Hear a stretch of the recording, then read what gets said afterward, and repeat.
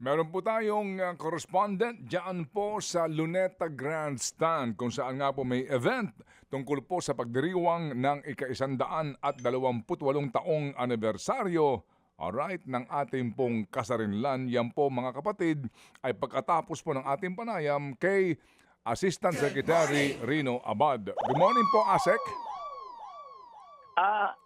Sir Ted, director lang po. Ay, sorry. Ay, sorry. Gusto ka niyang gawing umaga po. ASEC? Oo.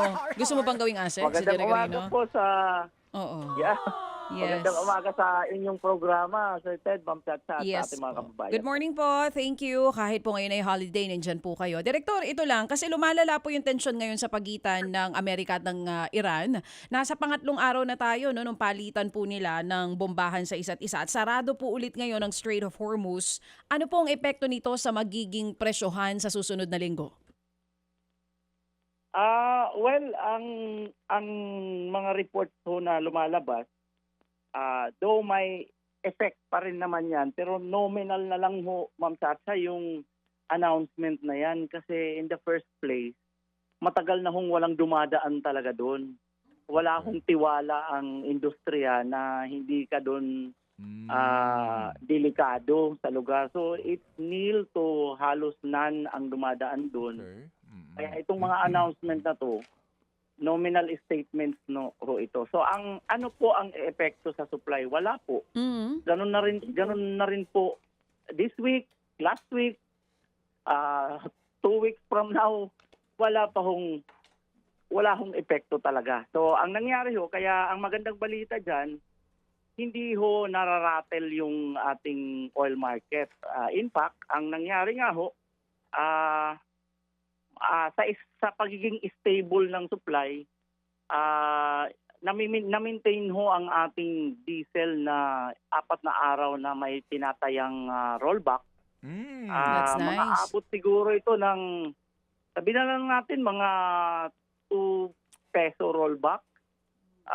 Ang gasolina, alanganin pa ho, Sir Ted, Ma'am Chacha, baka zero or konting increase lang, at ganon din ho sa kerosene. Ang atin lang hong sigurado dito, ang diesel, meron ho talagang mataas na ang tsansa na magkaka-rollback tayo.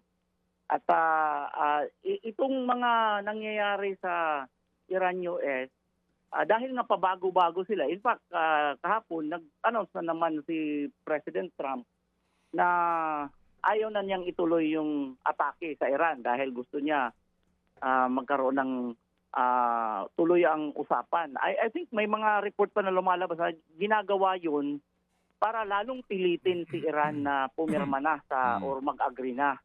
Parang inaatake tapos aatrasan para mapersa na, no? At dahil dyan, lahat ito wala na hong gaanong parang ano na, weary na yung yung market. Parang Oo. wala pang talagang klaro. Oo, that's okay. At So, least, yes po, Director. At Oo, least so- ngayon malinaw na wala na pong epekto itong nangyayari ngayon dun sa Middle East. Yun po yun. Kasi meron na rin tayong ibang bansa na kinukuhanan, ano? Meron lang hong konti yan, pero hindi na ho gaya ng una na isang araw umingkris ng $8 kasi wala na parang manhid na yung market dahil ang hinihintay na lang talaga, it's really there's a peace agreement or none. Ganun na lang ho talaga ang market. Yung mga announcement nila ngayon, wala na ho Parang it doesn't matter kasi wala din naman talagang dumadaan na dun halos kahit I think the only way to na bumalik uli at umepekto uli ang supply impact is kung magkaroon ng peace agreement. Pero yung mga manakanak mga statement nila, wala ho talagang impact na So, kumbaga yung speculative market dati-rate na kaunting kibot galaw ang presyuhan, ngayon po hindi na ganoon ang sitwasyon. Wala na, manhid na, Sir Ted. Ang hinihintay na lang ng market ngayon, yung talagang totoong impact, which is makadaan o hindi. Ngayon, wala ho talagang nagtitiwala na dadaan dun. Okay, sige. So ito pong source natin ng petrolyo, hindi na ito nanggagaling sa Middle East ngayon, practically. Well, mayroon kasing mga bansa sa TED na hindi naman nababawalan gaya ng China, Mm-mm. India. Mm. So, mangilan-ngilan lang ho nakakalusot diyan. Pero the general population ng mga buyers doon, the rest of ASEAN countries, Mm. yun ho ang walang ganung political influence na Mm. kaya nilang magpaalam sa mga bansa gaya ng Iran at saka China nga at India, Okay. halos hindi magpaalam kay US yan. So Opo. talagang yan, Mm. talagang meron pa rin pero konti lang mga bansa yan. Okay. Yung pong $2 na sinasabing nag-aumento sa world crude prices, halos no effect yon sa atin.